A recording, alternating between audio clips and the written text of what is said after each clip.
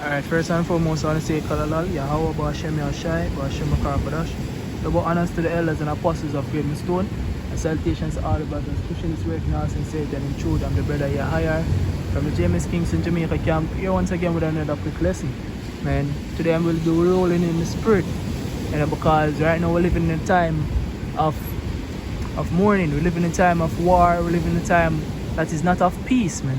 But right now we can see that today is December the 25th, and people are still ignorant to the fact that we're in the time of the end. As much as how you have all of these calamities happening across the world, you have all of this destruction across the world, all of this stagnation that is causing a great economic collapse. You know, the burdens being pressured, the people are being pressured by financial burdens, the economy is being crumbled, but people are still in the mood of having joy, right? And that is why these evils shall catch them unaware, man, right? When you go to the book of, let me see, I think it's First Thessalonians. Let me see if I can find that. Supposed to know what I'm talking about. First Thessalonians chapter 5 and 1. It said, but of the times and the seasons, brethren, ye have no need that I write unto you. Why? Because it is very evident the times that we're living in, man. It is very evident, you can see it with your eyes clearly, right? If you choose to pay attention, right? So the scripture says that of the times and the seasons, brethren, you have no need that I write unto you. When I jump to the book of Ecclesiastes 3 and 1, it said, to everything there's a season and a time to every purpose under heaven, right? A time to be born and a time to die, a time to plant and a time to pluck up that which is planted, right? This society has been planted, and now it is the time for it to be plucked up. We're at the end of this current age, right? We're at the end of the so-called white man reign, right? It says, going down, it says verse 8, a time to love and a time to hate, a time of war and a time of peace. We're in the time of war now. Right now we're not in the time of peace. Though they would have you believe that we are in the time of peace, we are not in the time of peace. What is happening is that the people are ignorant, individuals are ignorant. They have the frame, the mind frame of a frog, right? They are still in the a stagnant state of mind, right? Just like how you have the analogy of a frog being placed into water, and you turn on the fire underneath that pot of water, and the water will continually, temperature of the water will continually rise, but the frog will adjust. These people are adjusting to the hardship that society is facing right now, right? And it's going to reach a point where they can't adjust anymore. It's going to reach a point where they are going to basically be in a state where these evils shall catch them unaware, and therefore they basically will be some of those who will perish. You know, the multitude perish them that was born in vain, right?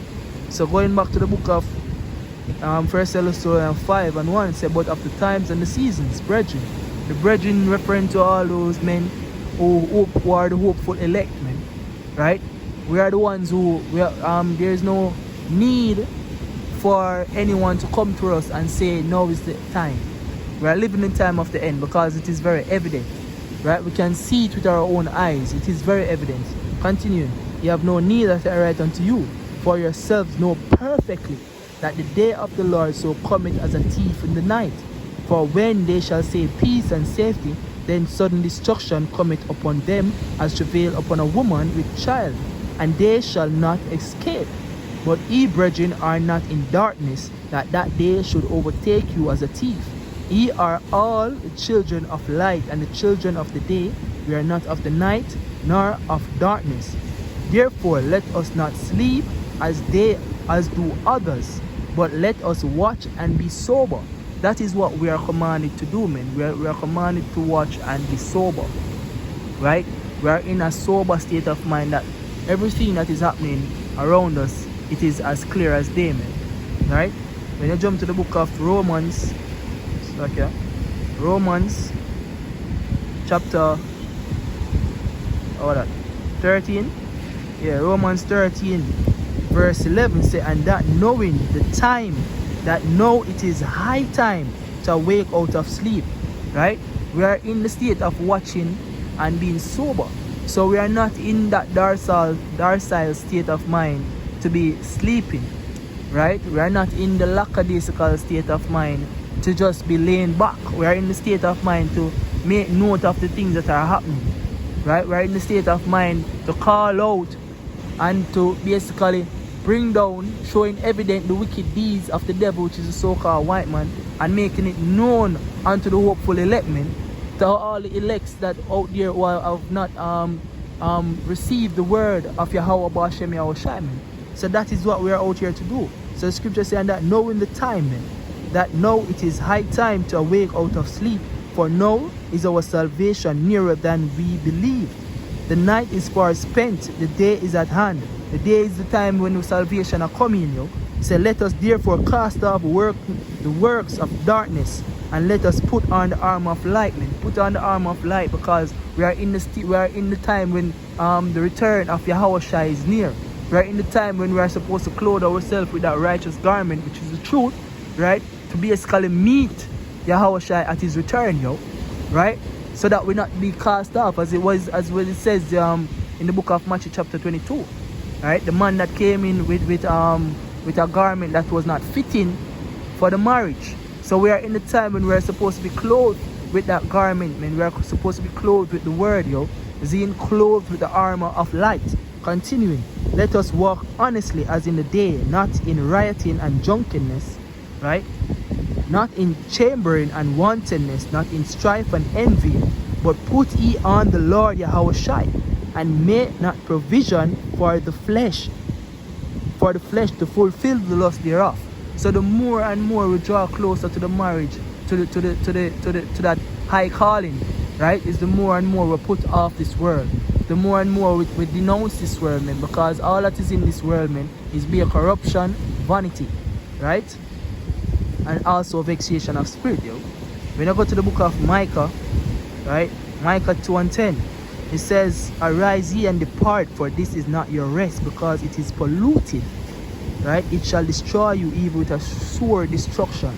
So we of the hopeful elect, man, we have that knowledge to know that this world is polluted. We have that knowledge to know that here lieth no safe resting place, right?